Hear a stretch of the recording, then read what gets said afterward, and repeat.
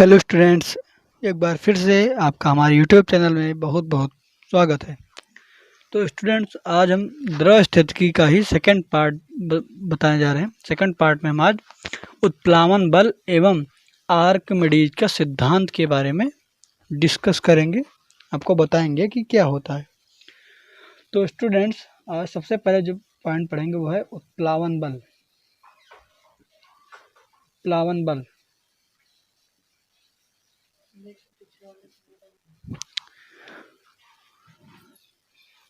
इसे इंग्लिश में कहते हैं अपथ्रस्ट।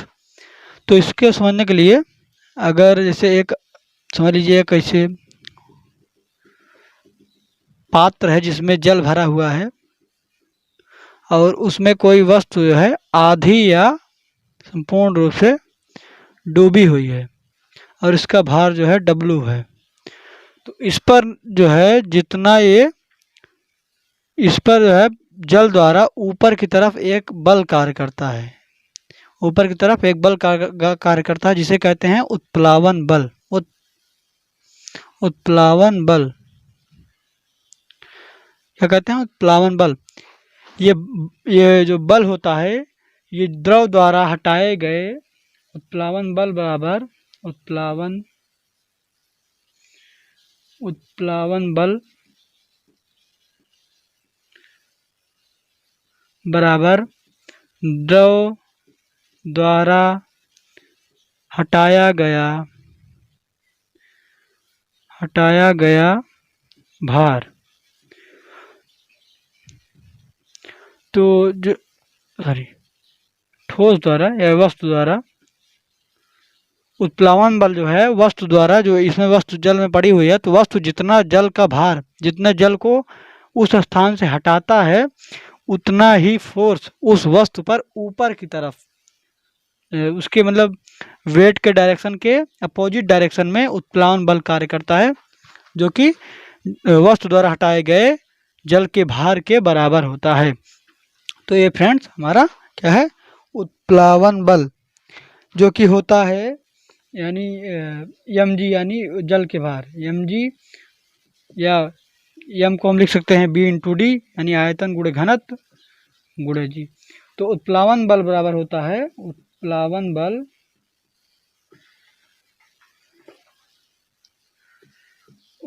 बल बराबर होता है B/D/g। तो स्टूडेंट्स, अब हम समझते हैं कि क्या होता है आर्किमिडीज का सिद्धांत। तो आर्किमिडीज का सिद्धांत है आर्किमिडीज का सिद्धांत।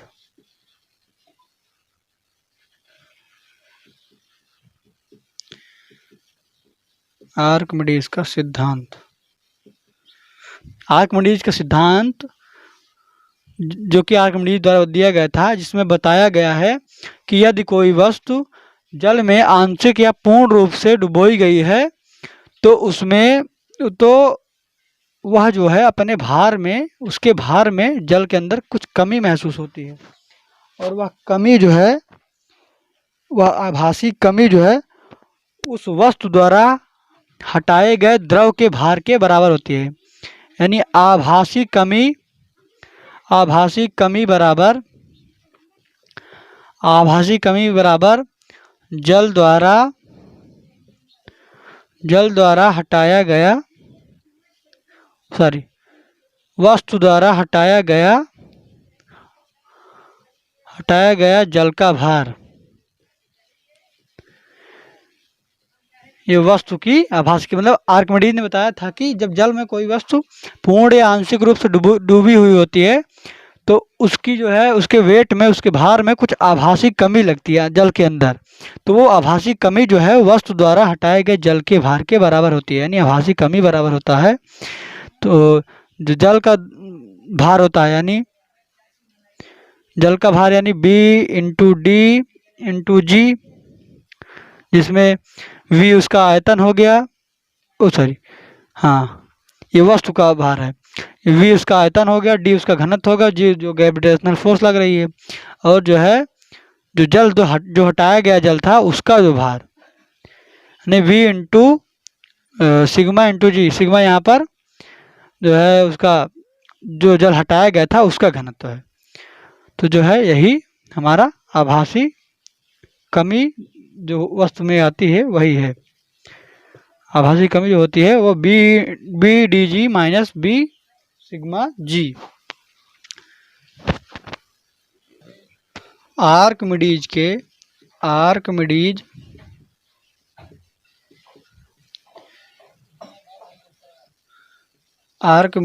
के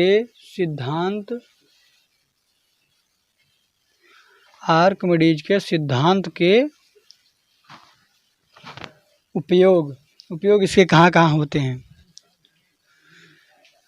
तो इसका उपयोग जो है किसी वस्तु का, जल में डूबी वस्तु का आपेक्षिक घनत्व, किसी वस्तु का आपेक्षिक घनत्व ज्ञात करने में होता है। जो डी होता है उसको ज्ञात करने में किया जाता है। सेकंड पॉइंट जो होता है यानी आपेक्षिक घनत्व ज्ञात करने में, आपेक्षिक घनत्व। जो दूसरा उपयोग होता है जो लैक्टोमीटर द्वारा दूध की शुद्धता नापने में किया जाता है। शुद्धता नापने में किया जाता है। नापने में आप देखे होंगे ना कि दूध हल आता है तो एक मीटर जो है जिसे लैक्टोमीटर कहते हैं वो आपके दूध में डालता है, जिससे उसकी शुद्धता का पता चल जाता है। यह जो है आर्किमिडीज के सिद्धांत पर ही कार्य करता है।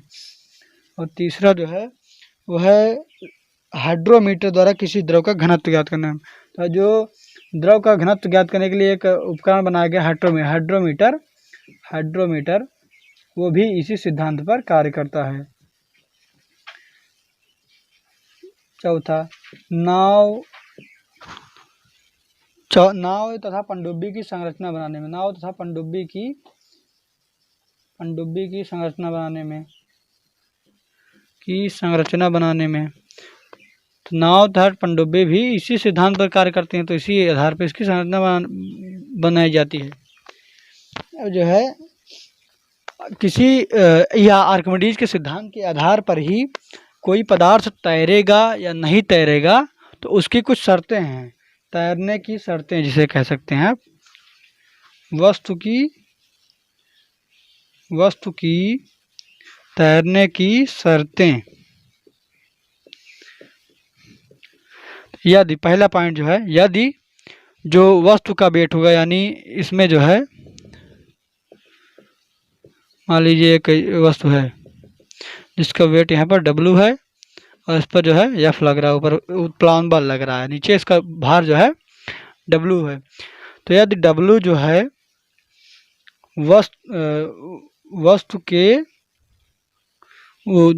वस्तु का भार जो है W जल द्वारा लगाए गए उत्प्लावन बल के बराबर हो, तभी वस्तु जो है तैरेगी।